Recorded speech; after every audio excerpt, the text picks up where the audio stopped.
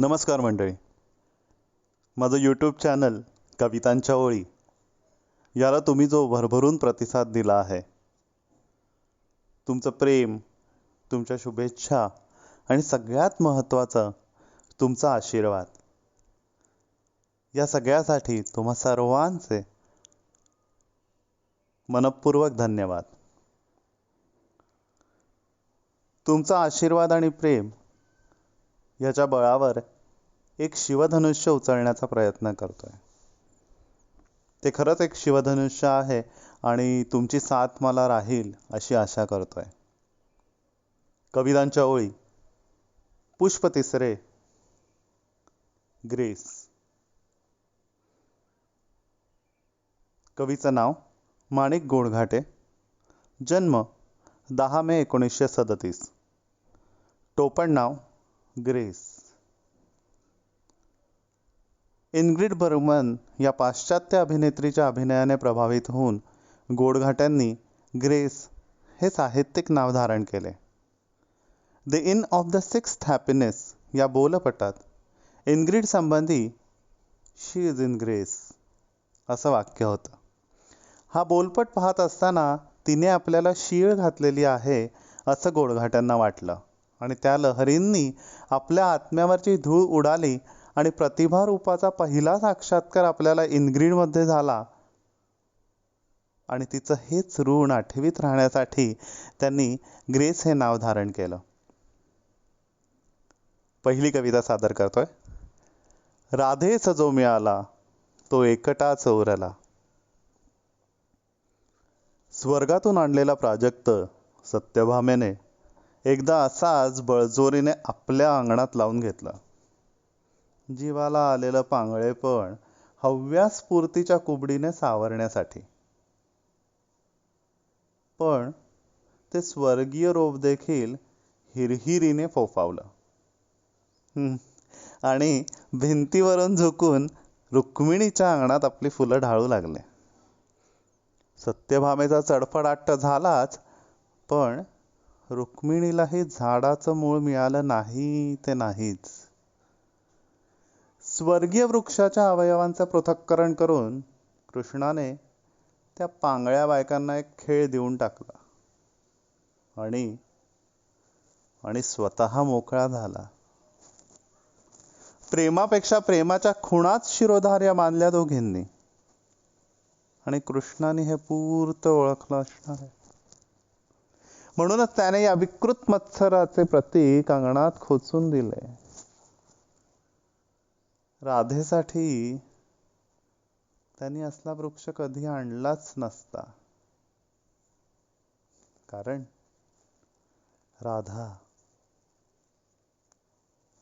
राधा स्वतःच तर कृष्णकळी होती. तिचा बहर वेचलेल्या हातांनी तिलाच कसे शृंगारणार? तिच्या आत्मदंग बागेत प्रतीक प्राजक्त कसं काय रुजणार? कृष्णाने एक स्वर्गीय रोप लावले आणि अष्टनायिकांच्याही पूर्वीची ती अल्लड पोरगी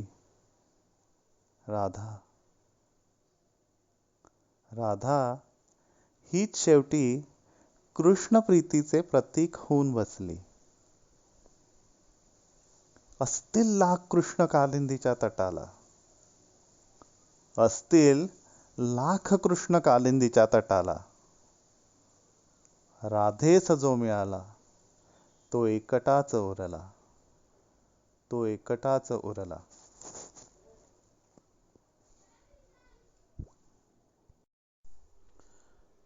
अवाक करून सोडणारी ही प्रेम कविता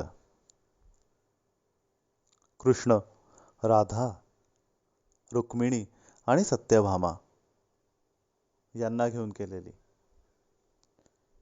ग्रेसांच्या कवितांची हीच तर खासियत आहे. त्या खरंच तुम्हाला अवाक करून सोडतात. दुसरी कविता घेतोय. मंदिरे सुनी सुनी. बघा, मंदिरे सुनी सुनी. मंदिरे सुनी सुनी कुठे न दीप काजवा, मेघवाही श्रावणात ये सुगंधी गारवा. रात्र सूर पेरुनी अशी हळूहळू भरे. समोरच्या धुक्यातली उठून चालली घरे. गळ्यात शब्द गोठले अशांतता दिसे घनी. दुःख बांधुनी असे क्षितिज झाकिले कोणी. पुढच्या 2 ओळींमध्ये सगळा मतितार्थ, सगळं सार त्यांनी एकवटवलंय. एकदाच व्याकुळा प्रतिध्वनीत हाक दे. एकदाच व्याकुळा, मंदिरं सुनी सुनी येतात. एकदाच व्याकुळा प्रतिध्वनीत हाक दे. देह कोसळून हा नदीत मुक्त वाहू दे. नदीत मुक्त वाहू दे. जेव्हा मी रिहर्सल करत होतो तेव्हा असा पॉज प्रत्येक कवितेच्या नंतर माझा आलेला आणि मी तो तसाच ठेवलाय रेकॉर्डिंग मध्ये. कारण का ह्या कविता तुमच्या हृदयाला भिडतात. तुम्हाला थोडा वेळ लागतो एका कवितेतनं दुसऱ्या कवितेत जायला. मी तशा त्यांच्या निवडक कविता सिलेक्ट केल्यात ह्या पर्वासाठी. आणि खूप साऱ्या कविता संध्याकाळच्या कविता या काव्यसंग्रहातल्याच आहेत. कवितेचा शेवट, तिचा उगम, कविशब्द ओळखीचे आणि अर्थही ओळखीचे, पण अर्थाची सांगड मात्र जुळत नाही. यांच्या कविता भुलवतात, अक्षरशः अवाक करून सोडतात. काही वेळा तर अगदी थक्क करण्याचा प्रत्यय येतो. मोहिनी घालतात त्या हृदयांवर. पण अर्थाच्या कोणत्याही दुलईत ऊब घेण्याची ती नाकारते. या कवितेचा अर्थ हाच किंवा कवीला अभिप्रेत असलेला संदर्भ हाच याचीही हमी देता येत नाही. कितीही सायास करूनही कवितेशी कधी कधी संवाद साधता येत नसल्याने तिला दुर्बोध म्हणणे कर्म प्राप्त ठरते. खूप साऱ्या टीकाकारांनी हा आरोप केलाय ग्रेसांवर की त्यांच्या कविता दुर्बोध असतात. पण मला पर्सनली ॲज अ कवी म्हणून त्या कधीच दुर्बोध वाटल्या नाहीत. मी 1-2 कविता ह्या वाचनामध्ये घेतल्यात ज्याला आपण दुर्बोध या संकल्पनेत आणू शकतो, पण अतिशय मनाला भिडणाऱ्या, अवाक करून सोडणाऱ्या अशा आहेत. ॲज अ कवी मला वाटतं कविता सोडून द्यावी. ती ज्याला जशी कळते, जशी भिडते, जशी भावते, जसे अर्ध नेसते तसेच ठेवावेत. म्हणून मी ग्रेसांच्या ह्या कवितांच्या सुरुवातीलाही किंवा नंतरही त्याचे अर्थ सांगण्याचा प्रयत्न केला नाहीये. मला जे अर्थ सापडले आहेत ह्या कवितांचे ते फक्त माझ्या आवाजामधनं तुमच्यावर पर्यंत पोहोचवण्याचा हा एक छोटा प्रयत्न करतोय. पुढची कविता घेतोय. चोरून अमेच्या रात्री. अमेच्या रात्री, अमावस्येच्या रात्री. चोरून अमेच्या रात्री देवळात आई गेली. अन बालपणावर माझ्या चंद्राची राख पसरली. गावात पोहोचलो तेव्हा मज उशीर झाला नव्हता. गावात पोहोचलो तेव्हा मज उशीर झाला नव्हता. झाडाच्या खाली एक संन्यासी निजला होता. संन्यासी निजला होता. मोजून 8 ओळींची कविता तुमचं हृदय हेलावून सोडते.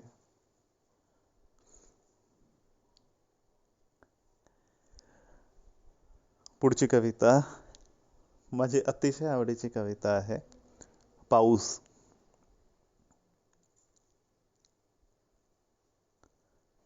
पाऊस देवळाजवळचा, पाराजवळचा पाऊस. देवळा पलीकडचा पारा पलीकडचा पाऊस सर्व. पाऊस रस्तो रस्ती, रस्त्याच्या पलीकडचा. पाऊस रस्त्यात, सर्व काळोखात, वस्त्यात, आयुष्यात, गल्लीबोळात, जुनेरात, आठवणींच्या पातळात,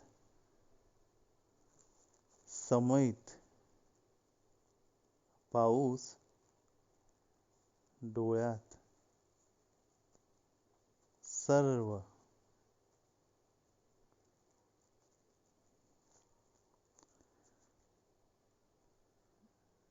झालात ना वाक?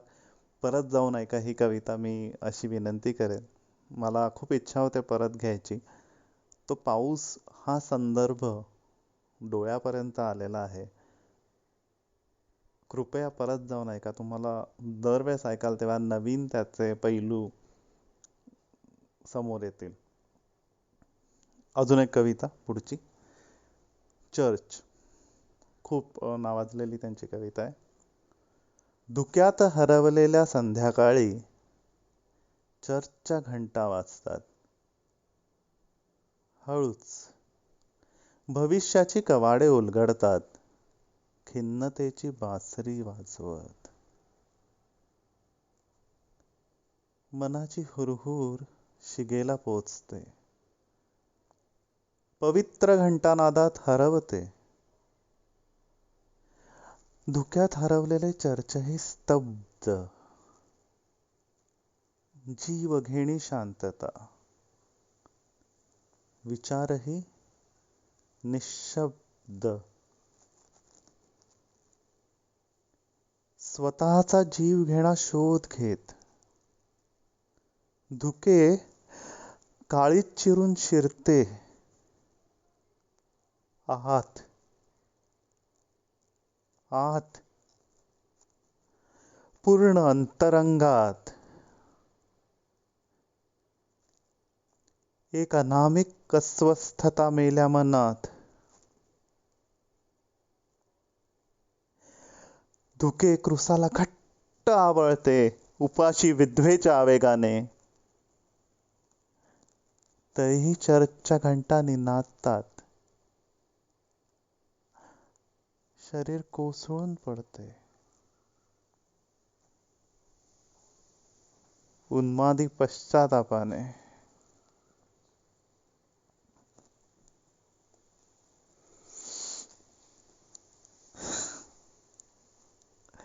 त्यांच्या सगळ्याच कविता अशा आहेत, विचार करायला लावणाऱ्या, मन सुन्न करणाऱ्या. जसे राग असतात ना, की अमुक वेळी अमुक राग गायला पाहिजे, तशाच ग्रेसांच्या ह्या कविता आहेत. तो संध्याकाळचा सूर त्यांनी असा पकडलाय त्यांच्या शब्दांमध्ये, त्यांच्या ओघवत्या भाषेमध्ये, त्या विचारांमध्ये, त्या अर्थांमध्ये, त्या भावनेमध्ये, की तुम्ही वाहवत जाता. आणि मी मुद्दाम ह्या कवितांचं रेकॉर्डिंग संध्याकाळी केलेलं आहे. माझ्यासमोर अस्ताचला जाणारा तो सूर्य आहे. हे सगळं वातावरण माझ्या आवाजातनं, त्याचे रंग, त्याच्या भावना, त्याचे सूर तुमच्यापर्यंत पोचवत असेल असं वाटतं.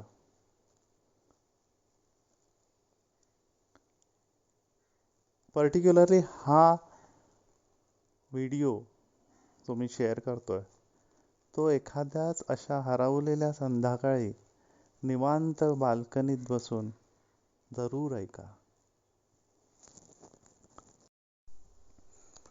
पुढची कविता घेतोय. पांढरा शुभ्र हत्ती.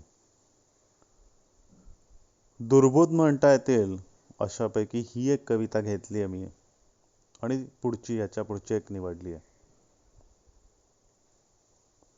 पण दोन्ही कविता अप्रतिम आहेत, नक्की ऐका. पांढऱ्या शुभ्र हत्तींचा रानातून कळप निघाला. संपूर्ण गर्द शोकाच्या गर्तेतही मिसळून गेला. त्या गूढ उतरत्या मशिदी पक्ष्यांनी गजबजलेल्या, कल्लोळ पिसांचा उडत्या पंखात लपेटून उडाल्या. अतिशय सुंदर. सगळं सार या कवितेचं ह्या 2 ओळींमध्ये आहे. परत घेतोय. त्या गूढ उतरत्या मशिदी पक्ष्यांनी गजबजलेल्या, कल्लोळ पिसांचा उडत्या पंखात लपेटून बुडाल्या. पांढऱ्या शुभ्र हत्तींनी मग डोंगर उचलून धरले, आणि तसे काळजाखाली अस्तींचे झुंबर फुटले. पांढरे शुभ्र हत्ती अंधार वनातून गेले, ते जिथे थांबले होते ते वृक्षही पांढरे झाले, ते वृक्षही पांढरे झाले. पुढच्या कविता घेतोय. मला त्यातली पहिली ओळच खूप आवडली आहे. परसदाराला चंदनाच्या डहाळीची सुगंधी कडी लावून. परसदाराला चंदनाच्या डहाळीची सुगंधी कडी लावून ती केव्हाच निघाली बेभान. प्रियकरांचे यारांचे निर्घुण वद, तर डोळी त्यांचेच धगधगते बेमुरवत इमान. प्रियकरांचे यारांचे निर्घुण वद, तर डोळी त्यांचेच धगधगते बेमुरवत इमान. संध्या मलूल पांगळी अस्त सूर्याच्या भाराने वाकलेली, तुटलेली कर्ण व्याकुळ करंगुळी. देवासारखं हसता येईल मला, मला संतांसारखं रडता येईल. तिच्या कपाळी चंद्रमोळी.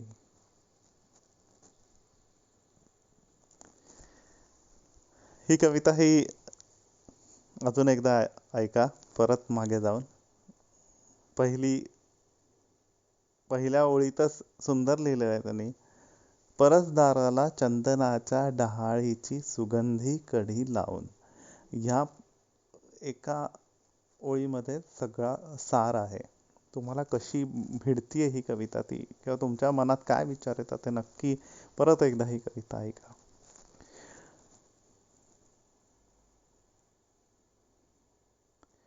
या महान कवीला शतशः नमन करून शेवटची कविता घेतोय तुमच्या समोर. वाट. तू येशील म्हणून मी वाट पाहत आहे. तू येशील म्हणून मी वाट पाहत आहे, तीही अशा कातर वेळी. उदाच्या नादलहरी सारख्या संधी प्रकाशात माझी सर्व कंपने इवल्याशा ओंजळीत जमा होतात. अशा वेळी वाटेकडे पाहणे, सर्व आयुष्य पाठीशी बांधून एका सूक्ष्म लकेरीत तरंगत जाणे. जसे काळोखातही ऐकू येत यावे दूरच्या झऱ्याचे वाहणे.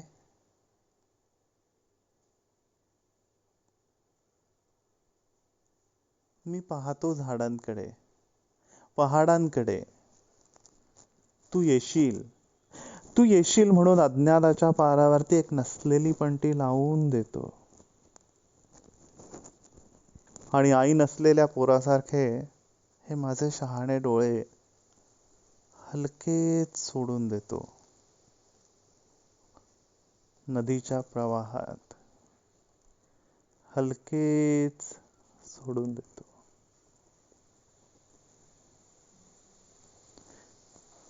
ही जी हुरहुर आहे ही तशीच ठेवत